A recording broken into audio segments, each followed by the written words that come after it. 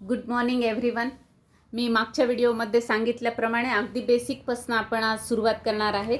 Lesson first आहे telling date. Date कशी सांगायची इंग्लिशमध्ये. तर फॉर एक्झाम्पल आज किती आहे, 18 जून. आजची डेट आहे 18 जून 2024.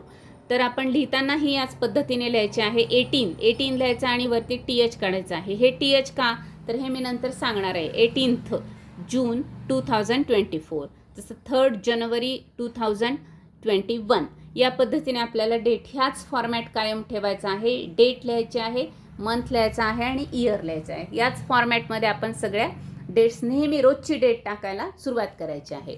तर आज काय करायचं आहे, तर रोजची डेट आपण टाकायची आहे. Writing day and date, writing month आणि रायटिंग इयर, याच पद्धतीने आपण रोज डेट टाकायची आहे. मग आता यासाठी आपल्याला कशाची माहिती पाहिजे, तर डे आणि डेट कसं लिहायचं आपल्याला. डे म्हणजे समजा मंडे संडे, पण डेट कशी लिहायची आहे हे माहीत पाहिजे. मंथ माहीत पाहिजेत, त्यांचे स्पेलिंग्स माहीत पाहिजेत आणि इयर पण कोणतं आहे, ते बोलायचं कसं हे आपल्याला माहीत पाहिजे. लिहायचं पण कसं आणि बोलायचं पण. त्यासाठी आपण थोडंसं मागे जाऊया. जे आपण लहानपणी शिकलो होतो, न्यूमरल्स जे आहेत, संख्या ज्या आहेत, त्या कार्डिनल्स आणि ऑर्डिनल्स अशा दोन प्रकारे लिहिल्या जातात. कार्डिनल्स म्हणजे अंकवाचक आणि ऑर्डिनल्स म्हणजे क्रमवाचक, क्रम सांगितला जातो. आता कार्डिनल्समध्ये आपण म्हणतो 1 2 3 4, जसं 1 2 3 4 असं. आणि ऑर्डिनल्समध्ये काय, फर्स्ट, सेकंड, थर्ड, फोर्थ. आता पहा इथं फर्स्टचं स्पेलिंग काय, FIRST. तर हे जे ST आहे, हे ST आपण काय करणार आहोत, एक नंबर लिहायचा आणि त्याच्या डोक्यावर ST लिहायचा आहे. सेकंडमध्ये काय लिहिणार आहोत, ND. सेकंडमध्ये ND लिहायचं आहे. थर्डमध्ये काय लिहिणार आहोत, RD. फोर्थ असेल तर TH येतं म्हणून TH. फोर्थपासून पुढे TH येतं. फक्त फर्स्ट, सेकंड, थर्डमध्ये स्पेलिंग्स वेगवेगळे आहेत. त्यामुळे शेवटची जी 2 लेटर्स आहेत ती आपण त्या नंबरच्या डोक्यावर लिहिणार आहोत. या पद्धतीने आपल्याला लिहायचं आहे. मग त्यासाठी मी इथे एक चार्ट केला आहे आणि या चार्टमध्ये आता हे माहिती आहे आपल्याला, पण थोडंसं तुम्ही रिवाईज करू शकता. जर माहीत असेल तर व्हिडिओला फास्ट फॉरवर्ड करून पुढे पण नेऊ शकता. कार्डिनल नंबर, स्पेलिंग असं तुम्ही घरी तयार करायचं आहे होमवर्क म्हणून. ऑर्डिनल नंबर आणि त्याचं स्पेलिंग.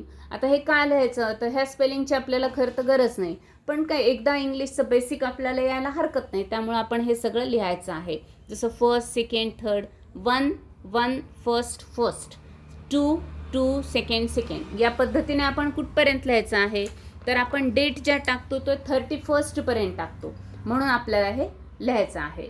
तर मग हे मी लिहून दिलेलं आहे. जर तुम्हाला वाटत असेल तर तुम्ही व्हिडिओ स्टॉप करून हे लिहून घेऊ शकता, किंवा तुम्ही फाइंड आउट करू शकता. कुठल्याही ग्रामर बुकमध्ये आपल्याला हे अवेलेबल होतं. आणि जर त्याची गरज वाटत नसेल तर नाही लिहिलं तरी चालेल, पण काही स्पेलिंग जे आहेत तर खास आपण लक्षात ठेवले पाहिजेत. ते बऱ्याच वेळेस आपले चुकतात. जसं 12th स्पेलिंग आहे, 12th हे जे स्पेलिंग आहे तर हे आपण लक्षात ठेवलं पाहिजे. 12th हे या पद्धतीने आहे. त्यानंतर आपण लक्षात ठेवायचं आहे 28 हे पण एक स्पेलिंग आहे. हे आपल्याला लक्षात ठेवायचं आहे, जाणीवपूर्वक लक्षात ठेवायचं आहे. असेच 29th पर्यंत या पेजवर आहेत. तुम्ही व्हिडिओ स्टॉप करून पण ते बघू शकता. आणि त्यानंतरचे जे आहेत ते आहेत 30 आणि 31. तर हे पण आपल्याला लक्षात ठेवायचं. 31 पर्यंतच लिहायचं आहे, कारण आपल्याला डेट लिहिण्यासाठी 31 पर्यंतच आपले एका महिन्यामध्ये दिवस असतात. त्यामुळे आपल्याला ते लिहायचं आहे. 38चं पण स्पेलिंग लक्षात ठेवायचं आहे, काय आहे ते. असे काही जे ट्रिकी आहेत ते लक्षात ठेवायचे आहेत. त्यानंतर नेम ऑफ द मंथ हे आपल्या सगळ्यांना माहिती आहे.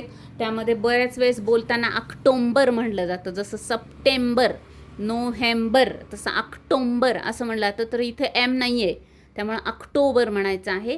पण बाकी 3मध्ये काय आहे, जिथे अर आहे ना त्या ठिकाणी म आहे.